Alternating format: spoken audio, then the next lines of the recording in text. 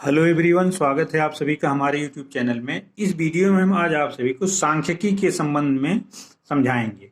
तो आइए सबसे पहले जानते हैं कि सांख्यिकी क्या होती है। सांख्यिकी ये आंकड़ों का गणित होता है। सबसे पहले ये जान लें कि सांख्यिकी क्या है। आंकड़ों का गणित है। इसको अंग्रेजी में स्टैटिस्टिक्स कहते हैं, शॉर्ट में इसको स्टैट्स पढ़ते हैं। और ये आंकड़ों को इकट्ठा करना और उनका अलग अलग अध्ययन करना ही सांख्यिकी के अंतर्गत आता है। तो आइए अब जानते हैं कि ये आंकड़े क्या होते हैं। आंकड़े संख्याओं के वे संग्रह हैं जो किसी निश्चित उद्देश्य की पूर्ति के लिए एकत्रित किए जाते हैं। आंकड़े जानकारी के प्रारंभिक रूप में संदर्भित करते हैं। ये जो आंकड़े हमारे होते हैं ये जानकारी के प्रारंभिक रूप को संदर्भित करते हैं। यानी आंकड़े संख्याओं के संग्रह हैं। आंकड़े क्या हैं? ये संख्याओं के संग्रह हैं। आंकड़े संख्याओं के संग्रह हैं। संख्याओं के संग्रह हैं। संख्याओं के संग्रह हैं जो कि किसी निश्चित उद्देश्य की पूर्ति के लिए एकत्रित किए जाते हैं। अब यहाँ पर हम ये जान लें कि आंकड़े किसके लिए। आंकड़े जानकारी के प्रारंभिक रूप को संदर्भित करते हैं जिसे विभिन्न स्रोतों से ज्ञात किया जाता है। आंकड़ों की उपलब्धता एक प्रणाली को पारदर्शी बनाती है।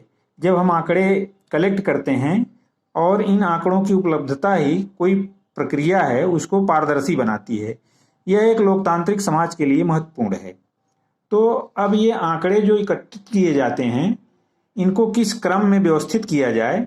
अगर छोटे आंकड़े हैं, कम आंकड़े दिए गए हैं तो उनको हम आरोही और अवरोही क्रम में व्यवस्थित करते हैं। तो आइए जानते हैं उदाहरण के माध्यम से कि आरोही क्रम और अवरोही क्रम में कैसे आंकड़ों को व्यवस्थित करते हैं। अब यहाँ हम दो उदाहरण के माध्यम से ये सिखाएंगे कि आंकड़ों को कैसे आरोही और अवरोही क्रम में व्यवस्थित किया जाता है। अगर कम आंकड़े रहते हैं, यहाँ पर देखिए 4, 6, 8, 2, 12, 22, 29, 23। तो जब आरोही क्रम में व्यवस्थित करना हो तो सबसे पहले हम सबसे छोटे आंकड़े को लिखते हैं। यहाँ पर सबसे छोटा आंकड़ा 2 है तो इसको पहले लिखेंगे और अंत में सबसे बड़े आंकड़े को लिखेंगे। सबसे बड़ा आंकड़ा यहाँ हमारा 29 है, इसको लास्ट में लिखेंगे। 2 के बाद हमारा आ रहा है 4। अब 2 के बाद हम 4 लिखेंगे। फिर 4 के बाद हमारा 6 आ रहा है, 6 को लिख देंगे। अब 6 के बाद ये हमारा 8 आ रहा है, इसको लिखेंगे, 8 लिख देंगे। 8 के बाद हमारा 12 आ रहा है, 12 को इसके बाद लिख देंगे। अब 12 के बाद हमारा 22 आ रहा है तो 22 को लिखेंगे और 22 के बाद हमारा 23 आ रहा है तो 23 को लिख देंगे और 23 के बाद 29 हमारा आ रहा है, लास्ट में 29। तो आरोही क्रम में लिखने के लिए सबसे पहले छोटे आंकड़े को, इसके बाद अंत में बड़े आंकड़े को लिखते हैं और इन संख्याओं को इस तरीके से काटते जाते हैं ताकि कोई संख्या छूट जाए तो उसको हम देख सकते हैं। अब देखिए ये हमारा आरोही क्रम हो गया। अब ये दिया गया है हमारा दूसरा सवाल। ये जो आंकड़े दिए गए हैं ये निम्नलिखित आंकड़े जो अवरोही क्रम में इनको लिखना है तो ये आंकड़े दिए गए हैं। 67 है हमारा, 67 है, 55, 57, 42, 55, 57 दिया है, 42 दिया है, 73 और 61, 73 और 61। तो इस तरीके से ये आंकड़े दिए गए हैं, इनको हमें अवरोही क्रम में। तो अवरोही क्रम में लिखने के लिए सबसे पहले हम बड़े आंकड़े को लिखते हैं। तो इसमें देख रहे हैं सबसे बड़ा आंकड़ा हमारा 73 है तो यहाँ हम अवरोही क्रम, डिसेंडिंग, असेंडिंग आरोही, डिसेंडिंग अवरोही, घटते क्रम में अवरोही क्रम। अवरोही क्रम इसको घटते क्रम में कहते हैं। तो सबसे पहले बड़ा आंकड़ा यानी 73 हम लिखेंगे। अब इसके बाद 73 के बाद हम देख रहे हैं हमारा 67 है तो दूसरा 67 नंबर। फिर अब तीसरा देख रहे हैं ये 61 है तो यहाँ 61 लिखेंगे और इसके बाद 61 के बाद हमारा 57 है तो यहाँ 57 लिख देंगे।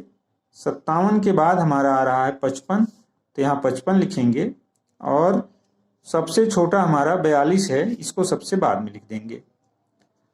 तो इस तरीके से सबसे बड़े आंकड़े को अवरोही क्रम में लिखने के लिए पहले लिखते हैं और अंत में सबसे छोटे आंकड़े को लिखते हैं। तो इस तरीके से हम आंकड़ों को आरोही और अवरोही क्रम में व्यवस्थित कर देते हैं। आशा करता हूं कि अब आप सभी कोई आंकड़ा दिया गया हो उसको आरोही और अवरोही क्रम में व्यवस्थित कर सकते हैं।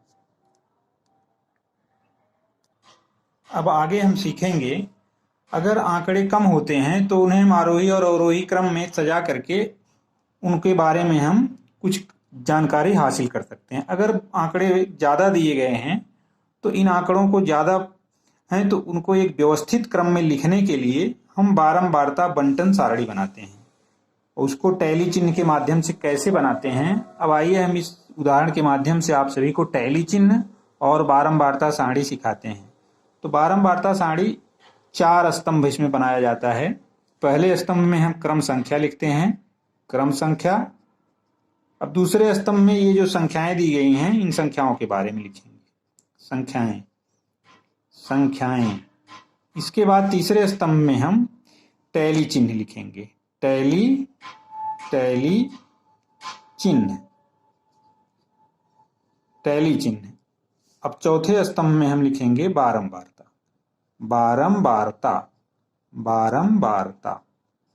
तो इस तरीके से हम 4 स्तंभ बनाते हैं। तो आइए बनाते हैं हम। यहाँ ये स्तंभ हमारा बन गया, ये 4 स्तंभ हो गए, यानी 4 कॉलम। अब इसको ऐसे इसमें व्यवस्थित कर देंगे।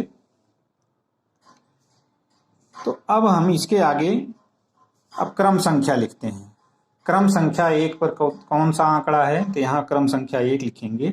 अब सबसे पहले हम सबसे छोटे आंकड़े की तरफ से चलेंगे। तो यहाँ छोटा आंकड़ा देख रहे हैं हमारा, सबसे छोटा 6 है। अब छोटा आंकड़ा यहाँ छोटी संख्या यहाँ 6 लिखेंगे। अब यहाँ 6 देख रहे हैं कई बार आया है, तो 1, इसके बाद यहाँ पर 2 बार है, 3 बार है। अब टैली चिन्ह 3 को इस तरीके से हम 3 पाई खींच देते हैं, ये 3 हो गया। अब 6 3 बार आया है, इसलिए यहाँ पर इसकी बारंबारता 3 लिखेंगे। बारंबारता क्या होता है, बारंबारता से तात्पर्य कोई संख्या कितनी बार दोहराई जाती है वही उसकी बारंबारता होती है। अब यहाँ 6 की बारंबारता 3 है। अब आइए दूसरे क्रमांक पर लेते हैं। तो दूसरे क्रमांक पर हमारी संख्या 7 है। 7 देखते हैं कितनी बार आई है, यहाँ पर 7 देख रहे हैं हम, एक ही बार आया है। तो यहाँ हम 7 जब लिख देते हैं तो यहाँ इसको 1, टैली चिन्ह 1 है और यहाँ पर बारंबारता इसकी 1 है। अब 9 देखते हैं, 7 के बाद 9 है। 9 यहाँ पर 1 2 3 4 5।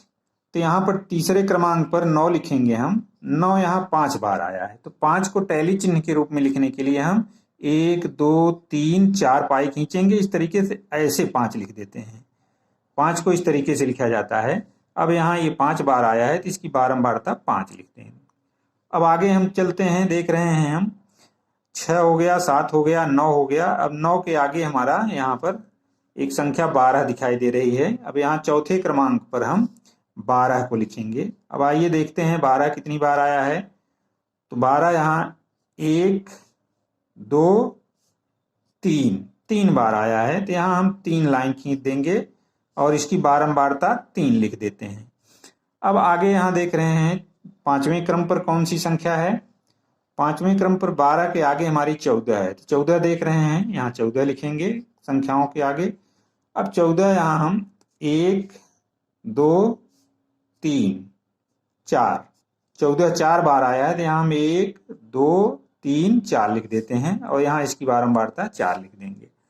अब आगे हम देखते हैं 14 के बाद हमारा 15 है, तो 6वें क्रमांक पर हम लिख देंगे 15। अब 15 यहाँ देख रहे हैं कई बार आया है, तो 1 2 3 बार आया है। 15 यहाँ 1 2 3 लिख देंगे, यहाँ इसकी बारंबारता हम 3 लिख देंगे। अब देख रहे हैं जो हमारा आंकड़ा दिया गया है, ये लगभग सभी आंकड़े हम व्यवस्थित कर दिए गए हैं, इसमें कुछ नहीं बचा है। तो अब यहीं पर हमारी सारणी कंप्लीट हो जाती है। यहाँ पर ये हमारी सारणी कंप्लीट हो गई। तो इस सारणी को हम बारंबारता सारणी या बारंबारता बंटन सारणी कहते हैं। अब इसके माध्यम से हम इस आंकड़े के बारे में आसानी से बता सकते हैं। अब बताने के लिए सबसे बड़ी संख्या यहाँ 3 बार आई है, सबसे छोटी संख्या 3 बार आई है और सबसे कम बार संख्या 7 आई है। तो ये इसके निष्कर्ष हम निकाल सकते हैं तो इस सारणी के माध्यम से। तो आशा करता हूं कि ये सारणी बनाना आप सभी की समझ में आ गया होगा। तो 4 स्तंभों में हम कोई बड़ा डाटा दिया गया हो उसको आसानी से बना सकते हैं। अब हमने बताया कि बारंबारता से मतलब है कि कोई संख्या विशेष कितनी बार दोहराई जाती है वही उसका। अब 6 की यहाँ बारंबारता पूछा जाए तो 3 है, 7 की बारंबारता 1 है, यहाँ 15 की बारंबारता 3 है, 14 की बारंबारता 4 है। तो इस तरीके से आज हमने आप सभी को संक्षेप में सांख्यिकी क्या है, आंकड़े क्या होते हैं, आंकड़ों को आरोही और अवरोही क्रम में कैसे व्यवस्थित किया जाता है, और आंकड़ों से बारंबारता बंटन सारणी कैसे बनाई जाती है, हमने आप सभी को सिखाने का प्रयास किया। आशा करता हूं कि ये सब आप सीख गए होंगे। तो इस तरीके से अगर वीडियो अच्छा लगे तो इसको लाइक और शेयर करें। चैनल पर नए हो तो प्लीज़ चैनल को सब्सक्राइब करें और बेल आइकन जरूर प्रेस कर लें ताकि नोटिफिकेशन जो भी हम इस पे डालें वीडियो में आप सभी को मिलता रहे। तो मिलते हैं अगले वीडियो में कुछ इसी तरह के सवालों के साथ। तब तक के लिए धन्यवाद।